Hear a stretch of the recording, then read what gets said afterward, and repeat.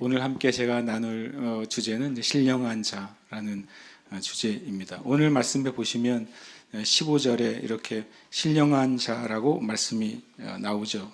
신령한 자는 모든 것을 판단하나 자기는 아무에게도 판단을 받지 아니하느니라. 결국에 오늘 말씀 가운데 그 결론, 신령한 자는 어떤 사람인가? 결론은 또 16절에 나와 있습니다. 누가 주의 말씀을 알아서 주를 가르치겠느냐? 그러나 뭐라고요? 우리가 그리스도의 마음을 가졌느니라. 따라해 볼까요? 그러나 내가 그리스도의 마음을 가졌느니라. 아멘. 아멘. 누구도 자연적으로는 주님의 마음, 주님의 생각, 주님의 계획, 주님의 목적을 가질 수는 없어요. 자연적으로는요. 그러나 누가 가질 수 있다고요? 신령한 자요. 신령한 자는 주님의 마음을 가진 자이니까 주님의 생각, 주님의 뜻, 주님의 목적, 주님의 계획을 알게 된다고 성경은 말하는 것입니다. 때로는 우리가 예수 믿으면서 신령한 사람, 신령하다는 게 누가 만들어낸 말이 아니라 성경에 있는 단어예요. 특히 한국 성경에 너무 훌륭한 말이죠. 신령하다 라는. 한국의 문화에서는 신령님 그러면 이상한 말인데, 그런데 성경에서는 이제 예수 믿는 사람을, 거듭난 그리스도인을, 성령에 충만한 사람을 신령한 사람이라고 표현하고 있어요. 그게 참 놀라운 표현이죠. 신령한 자는 이 말씀에 의하면 그리스도의 마음을 가진 자.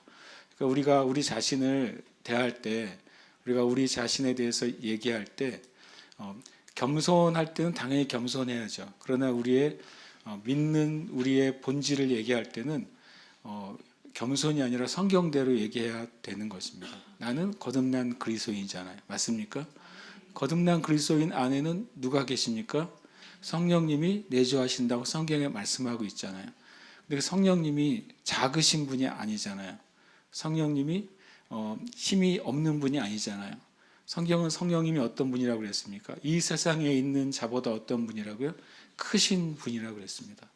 이 세상에 누가 있습니까? 공중 권세를 잡은 자, 불순종의 아들들 가운데 역사하는 영, 거짓의 아비, 이 세상의 신, 마귀죠. 마귀가 하는 모든 일, 마귀가 행할 수 있는 모든 일보다 더 크고 더 능력 있고 온전한 지혜를 가지신 성령님이 누구 안에 거하신다고요? 내 안에요. 이것이 참 믿는 사람들의 외적인 요소, 우리의 말이나 행동이 아직 부족한 부분이 있을 수 있습니다. 그러나 나의 본질, 거듭난 그리스도인의 본질을 말할 때는 우리는 겸손하게 말하면 안 됩니다. 하나님은 우리가 겸손하게 낮춰서 말씀할 수 있는 분이 아니잖아요. 하나님은 어떻게 해야 되는 분입니까? 우리가 할 수 있는 대로 영광을 올려드려야 되는 분인 줄 믿습니다. 그러면 내 안에 계신 성령님에 대해서 말할 때 우리는 나의 상태가 아니라 성령님의 상태로 우리는 말해야 돼요. 내 안에 계신 분은 성령님이시고, 성령님은 온 세상에 있는 어떤 존재와 능력보다 크신 분이므로 나는 그분을 섬기고 그분의 인도하심을 받아서 하나님을 예배하고 하나님의 뜻을 행하는 자입니다라고 믿음으로 말하시길 축복합니다.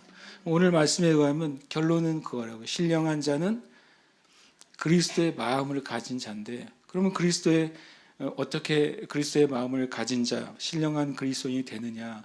그것이 이제 말씀 가운데서 우리가 또 묵상하고 성경 안에서 발견하면 되는 것입니다.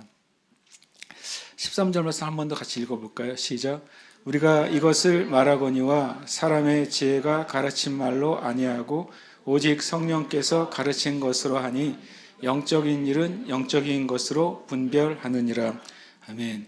이것이 무엇입니까? 그 앞에 말씀해 보면 하나님께서 우리에게 주신 좋은 선물들을 말합니다. 하나님이 우리를 위해 주신 모든 것, 하나님의 성경에서 약속하셨고 그래서 우리에게 주시겠다고 약속하신 모든 하나님의 축복과 은혜, 실은 구원을 포함한 모든 하나님의 축복과 은혜가 이것입니다. 근데 이것은 일반적으로는 드러나지 않고 우리에게 임한 성령님을 통해 드러난다고 앞에서 이미 말씀하고 있습니다. 그런데 신기하게도 뒤에 있는 표현은 굉장히 여러 가지 해석을 낳는 표현입니다. 영적인 일은 영적인 것으로 분별하느니라. 한글 성경은 이렇게 되어 있습니다. 그러나 세번역 성경은 뭐라고 되어 있냐면 영적인 것은 성령께서 우리가 이 선물을 말하되 사람의 지혜에서 배운 말로 하지 아니하고 성령께서 가르쳐 주신 말로 합니다. 다시 말하면 신령한 것을 가지고 신령한 것을 설명하는 것입니다. 영적인 일은 영적인 것으로 분별한다는 뜻이 첫 번째는 신령한 것을 가지고 신령한 것을 설명한다라고 해석할 수 있다는 것이고, 두 번째로는 신령한 것을 신령한 사람들에게 설명합니다 라고 해석할 수 있다고 했습니다. 그러니까 앞에 영적인 일은 영에 속한 진리들을 말합니다. 뒤에 영적인 것은 영적인 사람을 말한다는 겁니다. 그러니까 영적인 진리는 영적인 사람들에게 전달되고 그들을 통해 분별이 된다고 말하고 있습니다. 세 번째 뜻은 신령한 것은 신령한 언어로 설명합니다 라고 해석할 수 있다고 세번역 성경이 자세하게 실은 세 가지로 해석할 수 있다고 말해주고 있습니다. 그럼 그 중에 어떤 것이 좀 성경적인 해석이 되겠습니까? 여러분 어떻게 생각하세요? 성경은 그 한 절만 가지고 해석하면 그냥 단어적인 의미만 생각해서 이 단어가 이 뜻이 맞나 저 뜻이 맞나, 문법적으로 생각해가지고 이 문법이 맞나 저 문법이 맞나 이렇게 이해할 수가 있습니다. 근데 성경은 감사하게도 한 절만 달랑 우리에게 주어지지 않고 앞뒤 구절이 이어져서 주어지잖아요. 그럼 바로 다음 절을 보면 이것이 어떤 해석인지 알 수 있게 됩니다. 바로 14절에 뭐라고 되어 있습니까? 육에 속한 사람은 이라고 말합니다. 15절은 신령한 자는 이라고 말합니다. 육에 속한 사람의 특징은 바로 성령의 일들, 위에 있는 영적인 일을 받지 않는데요. 신령한 사람은 오히려 세상으로부터 판단받는 게 아니라 바로 그리스도의 마음을 가진대요. 그러니까 영적인 것은, 영적인 일은 영적인 진리를 말하고 영적인 것은 실은 신령한 사람을 의미하고 있다는 사실을 우리가 알 수 있습니다. 그러면 육에 속한 사람은 하나님의 성령의 일들을, 영적인 것들을 받지 않는다고 말합니다. 이는 그것들이 그에게는 어리석게 보이며 또는 그것들을 알 수도 없나니 그러한 일은 영적으로 분별되기 때문이라고 말합니다.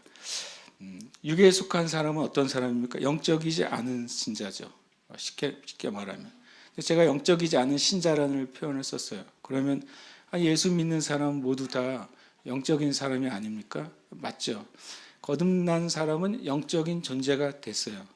그러나 거듭난 모든 그리스도인이 다 신령한 삶을 살지는 못한다는 사실입니다. 바로 다음 장 1, 2절에 뭐라고 되어 있냐면요. 3장 1, 2절에 이렇게 되어 있습니다. 형제들아 내가 신령한 자들을 대함과 같이 너희에게 말할 수 없어서 육신에 속한 자 곧 그리스도 안에서 어린 아이들을 대함과 같이 하노라. 성경은 우리가 장과 절을 빼놓고 읽어야 비로소 맥락이 이해될 때가 있습니다. 그러니까 다시 말씀드리면 육에 속한 사람은 예수 믿지 않는 사람을 말하지 않습니다. 이 맥락에서는 육에 속한 사람은 영적이지 않는 신자를 의미하는 것이고, 바로 뒤이어서 3장 1, 2절은 바로 신령한 자에 반대되는 사람은 육신에 속한 자라고 한 번 더 설명해 줍니다. 그리고 또 우리가 혹시 다른 생각을 가질까 봐 한 번 더 이어서 뭐라고 말합니까? 그리스도 안에서 어린 아이들을 대함과 같이 하지 않는다라고 말하고 있습니다. 분명히 사도 바울은 교회 안에 믿는 신자들을 두 종류로 최소한 구별하고 있습니다. 그럼 나중에 이제 요한 사도는 요한 1, 2, 3서에서 네 단계로 또 나누기도 하죠. 어쨌든 두 가지로 크게 나눕니다. 하나는 첫 번째로는 신령한 그리스도인입니다. 하나는 육에 속한, 아직 예수님을 믿고 구원받긴 했지만 그의 삶에 있어서 모든 영역을 신령한 영역, 영적인 영역으로 이해하고 해석하고 행동하지 못하는 그리스도 안에서 어린 아이들이 있다고 말씀하고 있습니다. 만약에 교회나 목회자가 성도들이 전체적으로 어린 신자들이니, 그리고 성경을 너무 어려운 말씀만 나누면은 정말 말씀을 이해할 수 없으니까 우리 교회의 가르침이나 양육이나 설교나 기도나 모임을 연약한 신자들에 맞춰서 우리가 해야 되겠다라고 그 목회를 한다면 어떻게 될까요? 그 목회자는 하나님께 제가 믿기로는 분명히 책망받을 겁니다. 하나님의 목적은 어린 신자들이 믿음의 영적인 어린 상태에서 그냥 그대로 인생을 살다가 하나님 나라에 오는 것을 원하시는 것이 아니잖아요. 성경의 말씀은 그리스도인의 목표가 어디에 있습니까? 어느 정도 자라나면 될까요? 그리스도인이. 맞습니다. 예수 그리스도의 장성한 분량까지 자라는 게 성경의 목표입니다. 그런데 교회의 많은 성도들이 아직 온전히 자라지 못한다고 해서 그냥 하향 평준화하거나 우리 교회 성도들의 중간 정도의 신앙은 이 정도니까 이 정도에 맞춰서 우리가 합시다. 모임도 그 정도 맞춰서 합시다. 기도회도 그 정도 맞춰서 합시다. 성경 읽기도 그 정도 맞춰서 합시다. 그러면 마귀가 좋아하는 일이지 하나님이 기뻐하시는 일은 아닌 것입니다.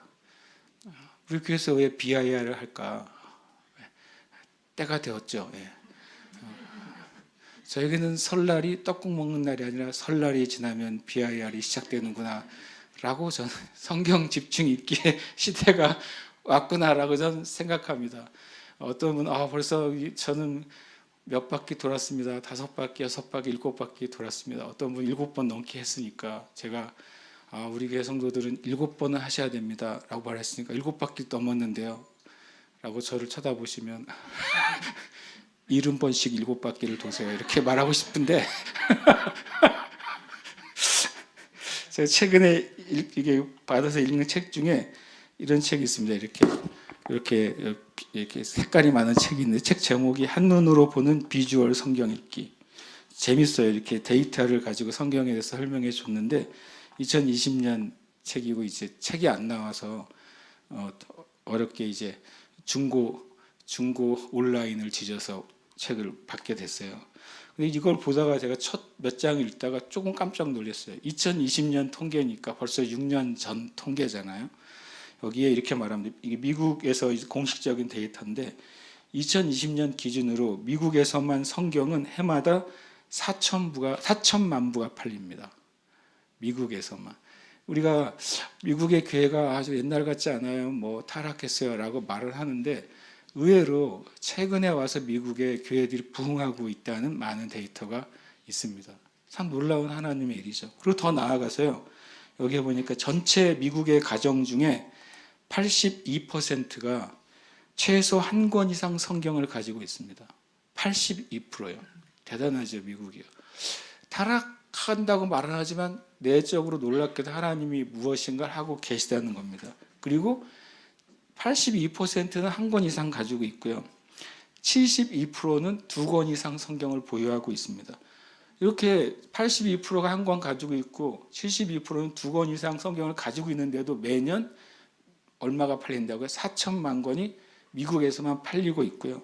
더 놀랍게도 인구의 13%, 미국의 인구의 13%, 미국이 한 3억 5천만 정도 된다고 하잖아요.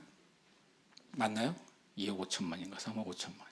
그 중에 10%면은 이제 2,500만이라고 칩시다. 그래서 13%, 한 3천만 정도 쳤을 때 3천만 명 정도는 매년 성경을 구입합니다. 미국은요. 인구의 13%가 매년 성경을 구입한다고 나왔습니다.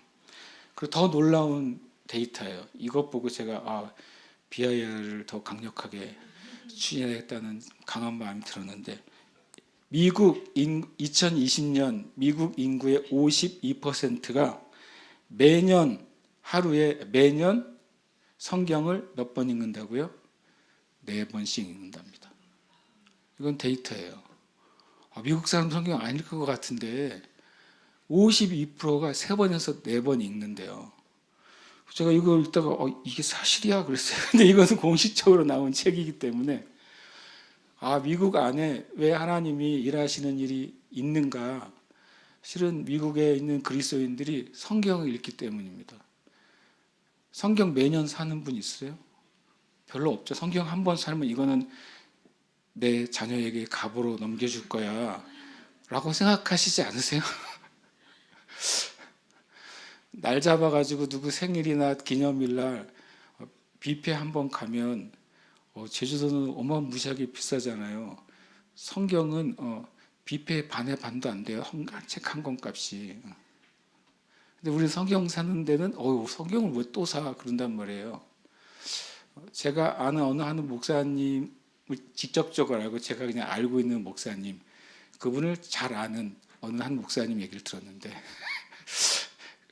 그 제가 아는 목사님이 선교사님인데 그 선교사님이 그 어느 목사님의 방에 갔다가 놀랬대요. 그 방에 성경책만 엄청 많이 꽂혀 있더래요. 똑같은 성경책만. 뭐 이렇게 똑같은 성경책을 성도들 나눠주려고 꽂아 놓으셔서 그때 그게 아니라 매년 새로 산대요. 똑같은 성경책을. 왜 그러냐 그랬더니 처음 보는 것처럼 읽으려고. 1월 1일이 되면 새 성경책을 산 걸 읽으신다는 것은 내가 그 마음이 엄청 도전이 된다라고 생각했어요. 그러니까 이국의 52% 3번에서 4번 읽습니다. 우리 BIR 너무 약한 것 같아요. 그죠? 어떡할까요? 지금 고민이 되네요. 이거 3번에서 4번 읽으려면 하루에 보통 일반적으로 하루에 3장, 뭐 주일 5장 읽으면 일독한다고 그러잖아요. 그러면 4번 읽으려면 3, 4, 12. 3번에서 4번 읽으려면 10장 읽어야 되잖아요, 최소한. 그래서 나름 우리 교회 기준은 다행이다. 그래서 하루 성경 몇 장?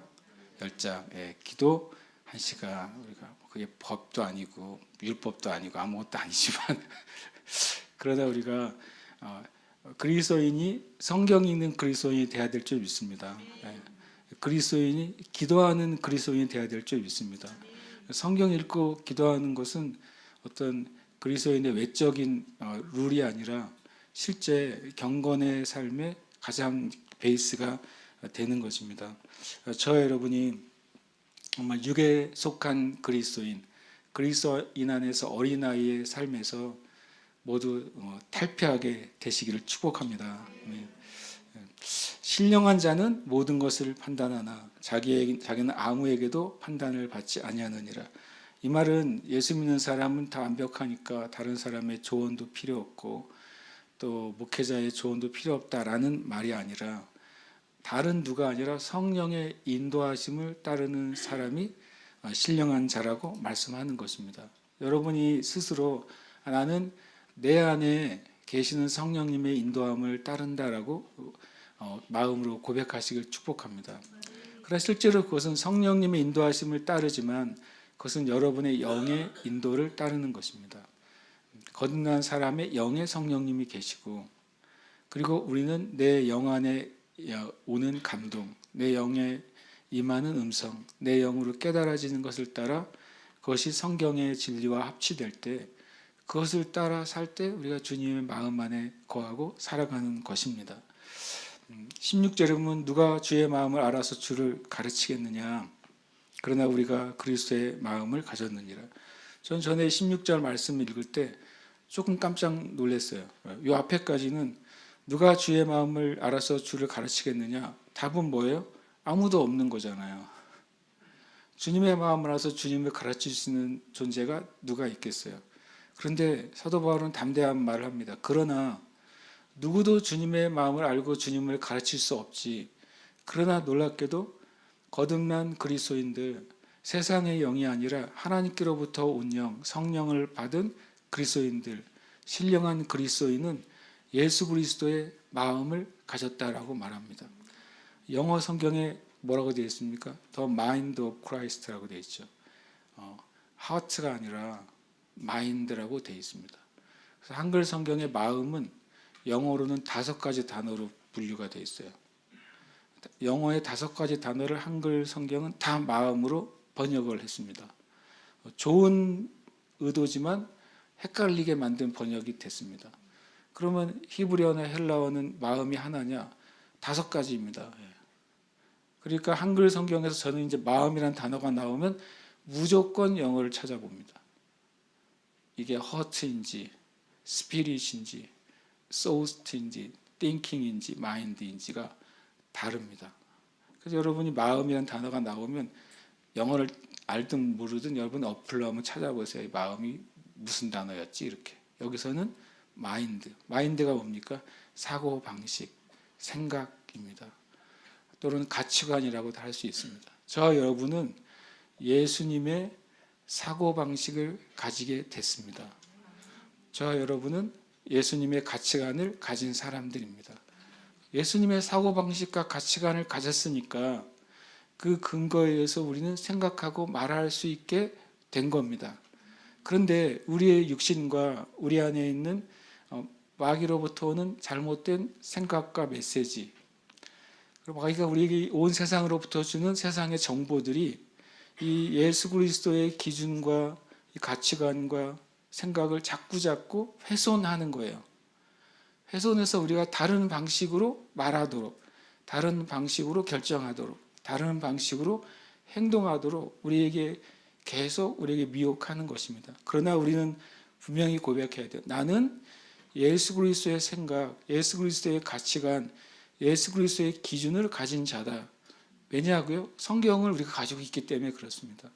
성경을 우리가 알면 알수록 우리는 예수님의 마음, 예수님의 생각과 가치관과 기준으로 우리는 자꾸 무장이 되는 것입니다.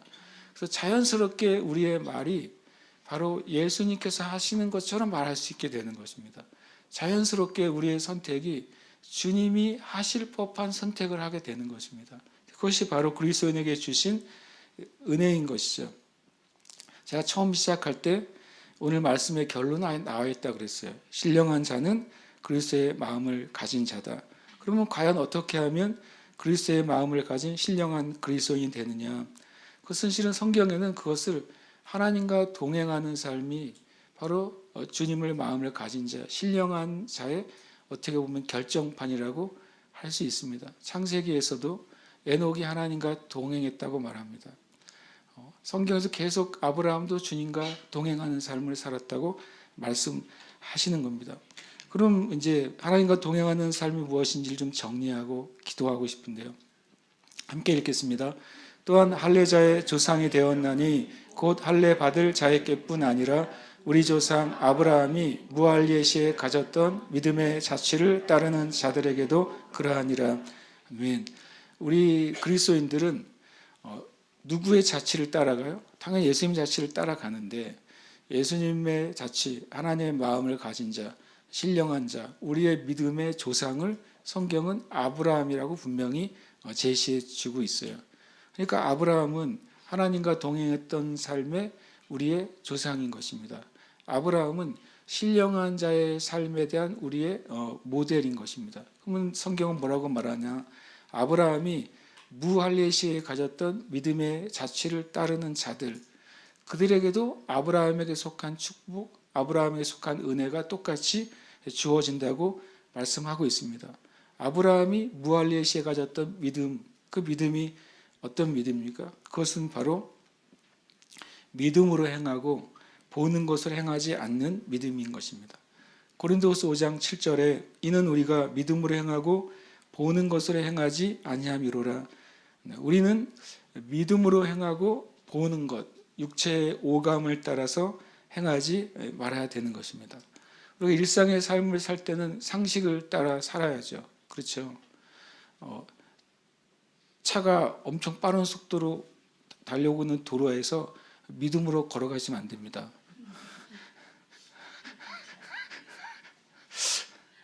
무슨 말인지 아시겠습니까? 상식적인 삶, 그러니까 우리의 삶에 그냥 일반적인 삶은 상식을 따라 살아가야 되죠.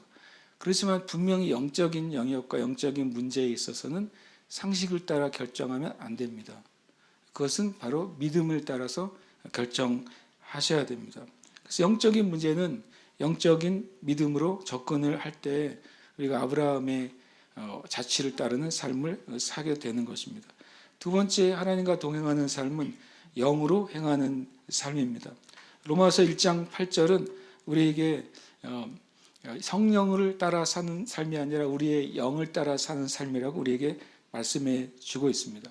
성령을 따라 사는 삶과 영을 따라 사는 삶 뭐가 다르냐요? 궁극적으로는 같지만 우리는 성령님 말씀해 주세요라고 기다린다는 거예요. 예배할 때, 기도할 때 성령님 깨닫게 해주세요. 성령님 말씀해 주세요. 그런데 아무 느낌도 없는 거예요. 아무런 음성도 안 들리는 거예요. 또 아무런 마치 환상이나 그림도 없고 그런 것이 없을 때는 어떤 생각을 갖냐면 나는 아직 성령님의 뜻을 모르겠어요 라고 말하게 된다는 것입니다. 그렇지 않습니다. 물론 성령의 인도하심은 우리가 주님 성령 안에서 행할 때, 성령님을 추구하며 행할 때 하나님 성령께서 우리에게 특별한 감동이나 특별한 이해나 특별한 은혜를 얼마든지 주십니다. 그러나 더 중요한 것은 그리스도인들은 거듭난 영 안에서 말씀하시는 성령님의 음성을 따라 산 삶을 훈련해야 됩니다. 여러분의 거듭난 영은, 성경은 모든 것을 안다는 표현을 하고 있습니다. 여러분의 거듭난 영에는 하나님의 기름 부음이 있다고 성경은 말씀하고 있습니다. 그래서 나를 믿어라, 내 자신을 믿어, 그것이 아니라 거듭난 그리스도인 안에서 성령님은 계속 말씀하십니다. 거하시니까요. 성령님이 들어왔다 나갔다 들어갔다 나갔다 하시는 분이 아니잖아요. 만약 성령님이 나의 영에 잠깐 계시다가 나가시면 내가 성령님의 음성이라고 확인할 수가 없죠. 그러나 예수님은 말씀하셨어요. 보혜사 성령, 그분이 너에게 오시면 뭐라고요? 결코 떠나지 않겠다고 말씀하셨습니다. 맞습니까? 떠나지 않으십니다. 그러니까 내가 성경에 성령을 근심하게 하지 말라고 하시는 말씀이 있어요. 성령님이 근심하시지만 거하신다니까요. 그리고 계속 우리에게 말씀하십니다. 무엇을 통해서요? 우리의 영 안에서. 그럼 우리의 거듭난 영의 마음 안에는 일종의 신호가 있는 것입니다. 마치 신호등이 적색 신호가 있고 초록색 신호가 있고 그리고 파란색 신호가 있듯이 우리의 영이 느낌을 가지고 있습니다. 여러분 주님 앞에 예배하고 기도하고 주님을 갈망하신다면 여러분의 영에 일어나는 신호에 대해서 무시하지 말고 그것에 따라서 행해 보시기를 축복합니다. 성령은 우리에게 계속해서 신호를 보내주시고 계세요. 그래서 우리가 그 신호를 따라 행할 때 영으로 행하는 삶을 살 때 우리는 하나님과 동행하는 삶을 살아갈 수 있습니다. 첫 번째로 믿음으로 행할 때 우리는 하나님과 동행하는 신령한 삶을 살게 되고 두 번째로는 거듭난 우리의 영에서 주는 감동을 따라 행할 때 우리는 하나님과 동행하는 신령한 삶을 살게 됩니다.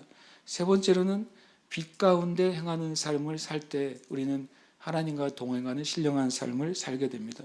우리가 잘 아는 것처럼 시편 119편 30절에 보면 우리가 말씀을 열 때 빛이 빛이여 우둔한 자로 깨닫게 한다고 말씀하십니다. 시편 119편 15절은 주의 말씀은 내 발의 등이요 내 길의 빛이라고 말씀하십니다. 그 말은 말씀은 빛이라는 거예요. 빛을 따라 사는 삶이 하나님과 동행하는 신령한 삶이라면 바로 그것이 말씀의 빛 가운데서 행해지는 삶이라는 거예요. 말씀의 빛을 가진다는 게 무슨 의미일까요? 내가 무슨 일을 결정하려고 할 때 말씀의 빛을 켜보는 거예요. 근데 거기에 비춰지면 내가 행동하려고 하는 것이 말씀의 빛과 일치가 되면 이거는 내가 행해도 되는 일이구나 라고 느낄 수 있는 것입니다. 내가 무엇인가 행하려고 하는데 말씀의 빛을 딱 켰더니 말씀하고 일치되지 않는 거예요. 내가 행동하려는 결정이. 그럴 때 괜히 저한테 와서 주님의 뜻이 뭔지 물어보지 마세요.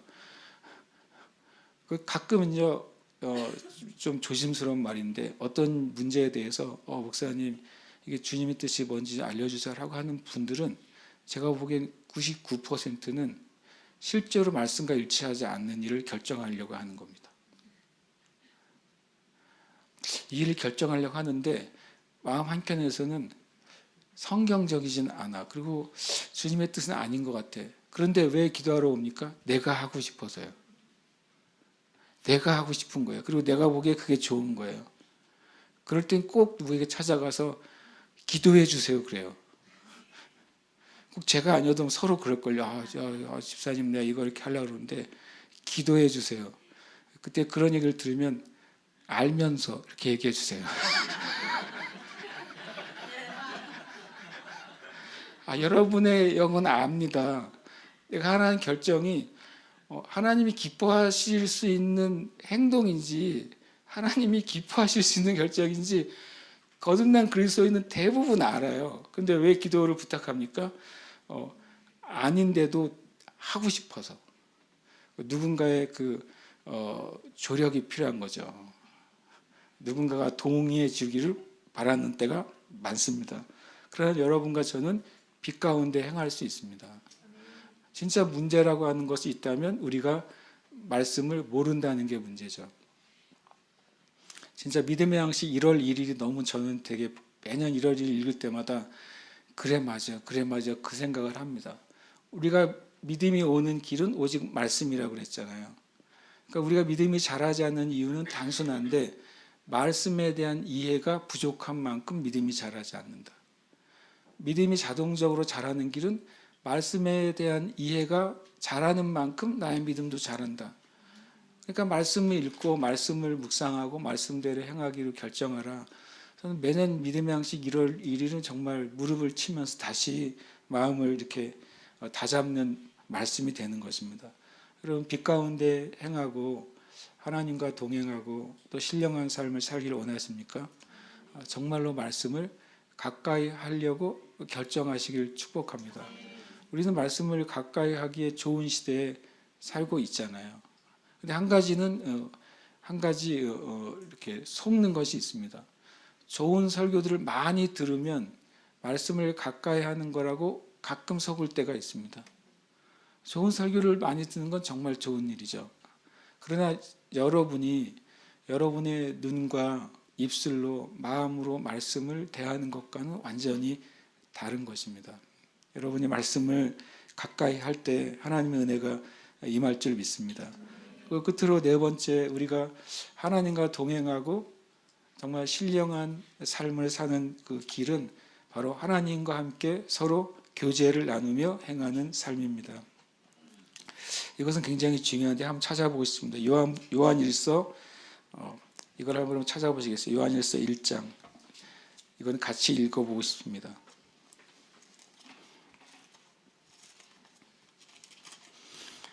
요한일서 1장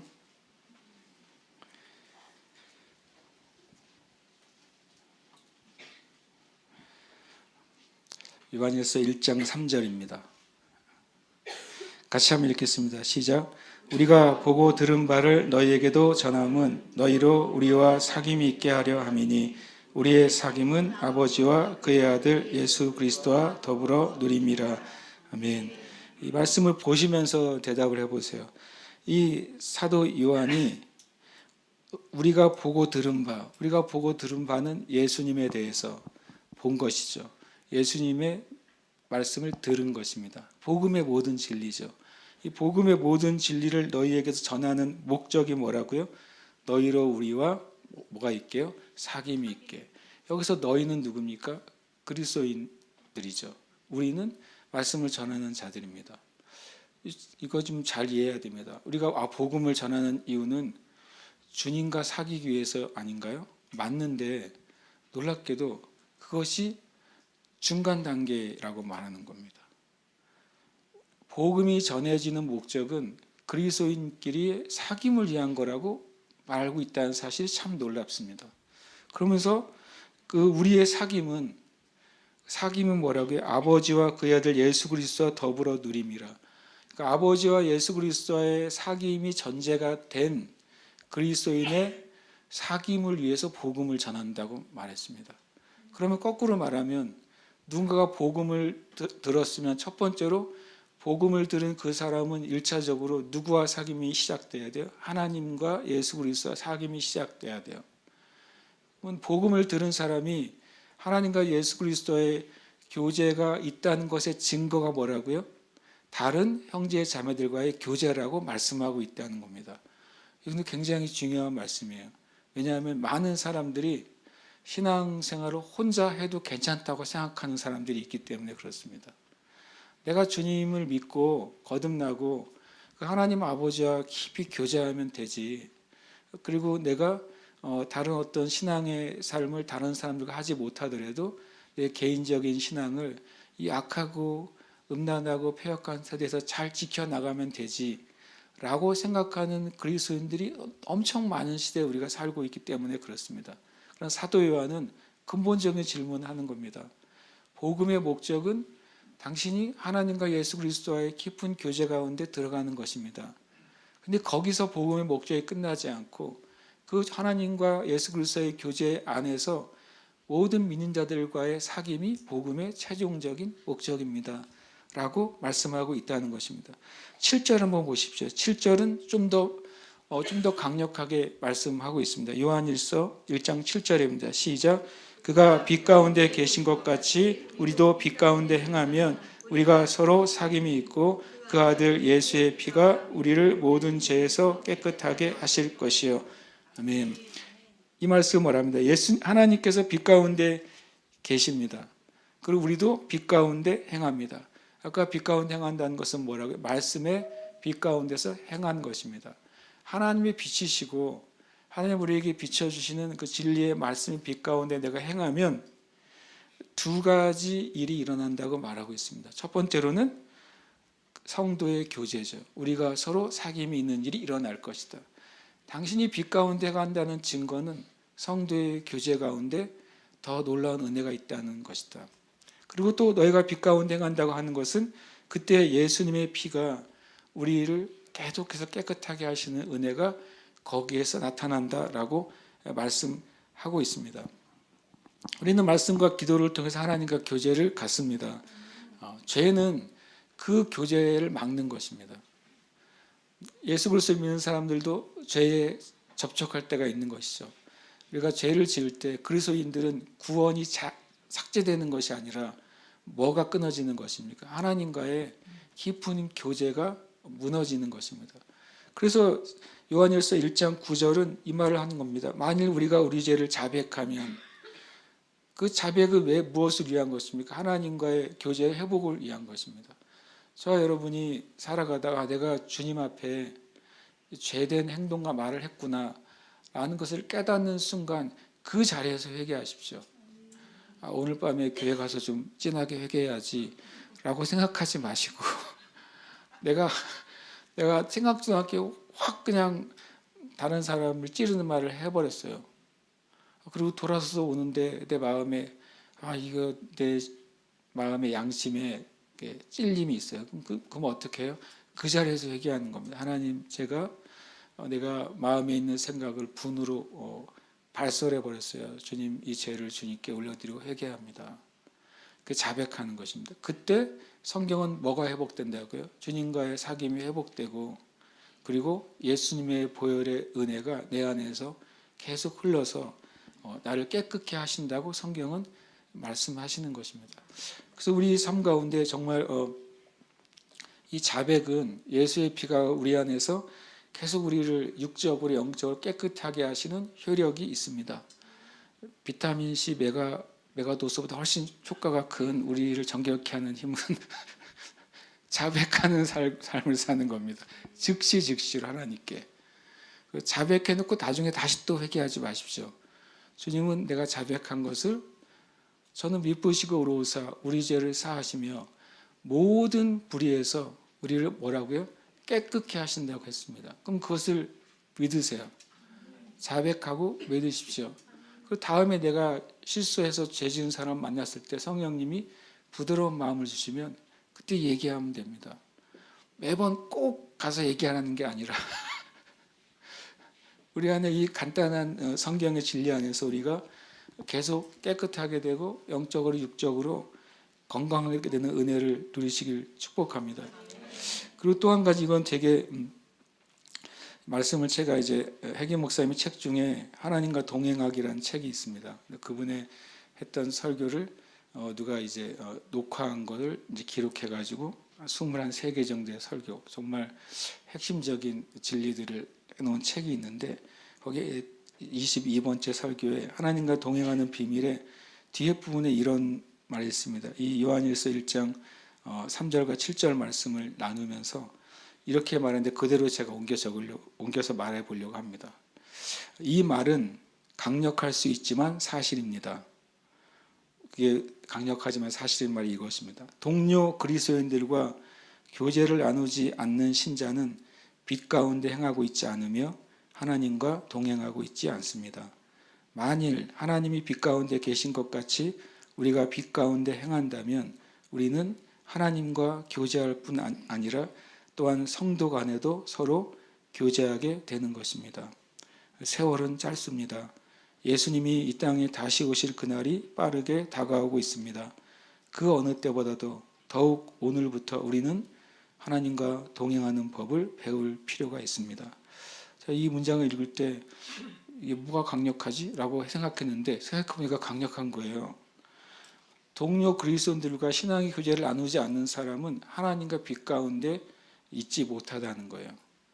그러니까 잘못하면 오해가 되잖아요. 나는 믿음을 잘 지키고 있는데 그렇지 않을 수 있다는 사실을 성경은 말씀하고 있는 것입니다. 저 여러분이 신령한 자로 주님 앞에 있으시길 축복합니다. 저와 여러분이 주님의 마음을 가진 자로 주님과 동행하시기를 축복합니다.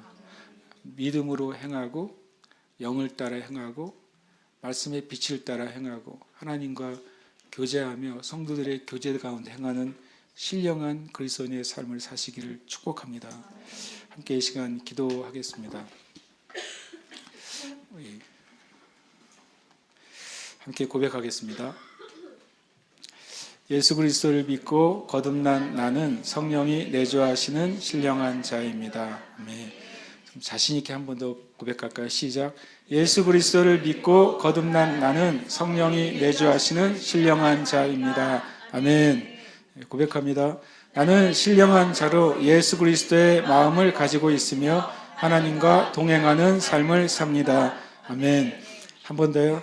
나는 신령한 자로 예수 그리스도의 마음을 가지고 있으며 하나님과 동행하는 삶을 삽니다. 아멘. 고백합니다.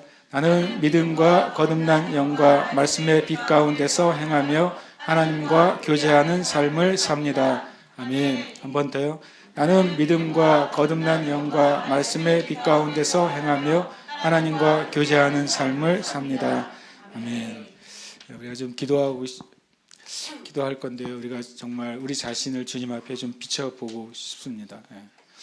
왜냐하면 저도 또한 마찬가지입니다. 저 자신도 어떤 지금의 하나님과 만나는 교제 가운데 그냥 그 수준으로 살고 싶지 않습니다. 그 말은 제가 어떤 영적인 거인이 되고 또 누구보다 더 신령한 목사님이야 이런 소리를 듣기 위해서가 아니라 제가 더 잘하는 것이 하나님의 마음이기 때문에 그렇습니다. 그리고 저와 여러분이 믿음 안에서 잘하는 것도 하나님의 마음이고 우리가 믿음 안에서 잘할수록 하나님을 더 기쁘시게 하는 삶으로 우리가 가게 될 것이기 때문에 그렇습니다.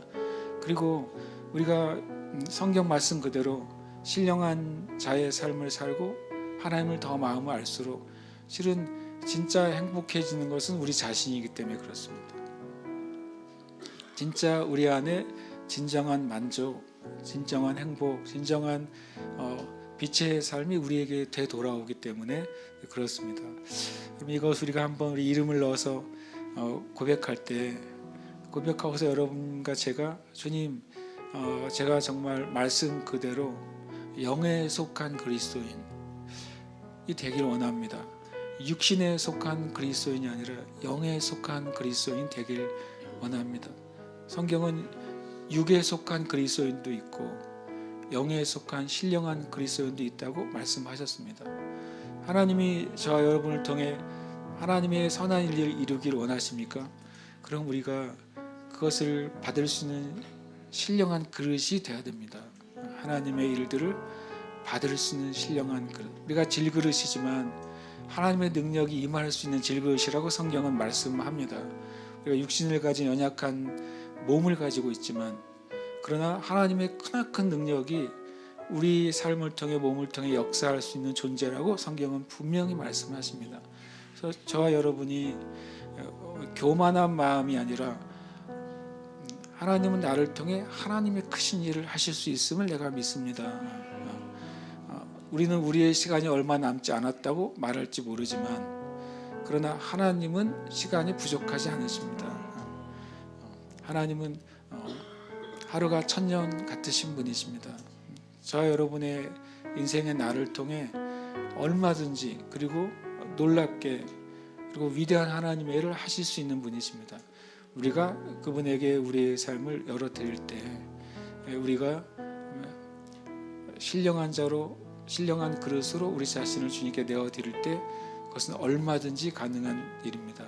혹시 여러분 기도하실 때 나는 이러이러한 조건 때문에 주님의 좋고 놀라운 일들이 나에게 일어나기 어려울 거야 라고 생각하시는 분이 있다면 먼저 그 생각을 회개하세요. 성경은 그렇게 말씀하고 있지 않으시니까. 또는 어떤 분이 그런 사람은 우리 중에 많지 않겠지만 주님 저는 이제 주님을 살 만큼 살았으니 이제 됐습니다 라고 하는 분이 있습니까? 그러면 그 생각도 우리는 회개해야 되는 것입니다. 하나님을 제한하지 않겠습니다 라고 고백하십시오. 나는 하나님을 제한하지 않겠습니다. 내 나이나 내 육신의 상태나 나의 재정적인 상태나 나의 삶의 상태나 아니면 나의 감정의 상태를 하나님이 행하시는 일을 제한하시는 도구로 내가 사용하지 않겠습니다. 어떤 조건도 어떤 상황도 하나님이 행하실 수 없는 상황은 없습니다. 그럼 그렇게 고백하시겠습니까? 우리가 주님 앞에 그렇게 이 시간 이름을 넣어서 고백하고 우리가 마음을 다해 함께 기도하겠습니다. 예수 그리스도를 믿고 거듭난 고운령은 성령이 내주하시는 신령한 자입니다. 고운령은 신령한 자로 예수 그리스도의 마음을 가지고 있으며 하나님과 동행하는 삶을 삽니다. 고운령은 믿음과 거듭난 영과 말씀의 빛 가운데서 행하며 하나님과 교제하는 삶을 삽니다. 아멘.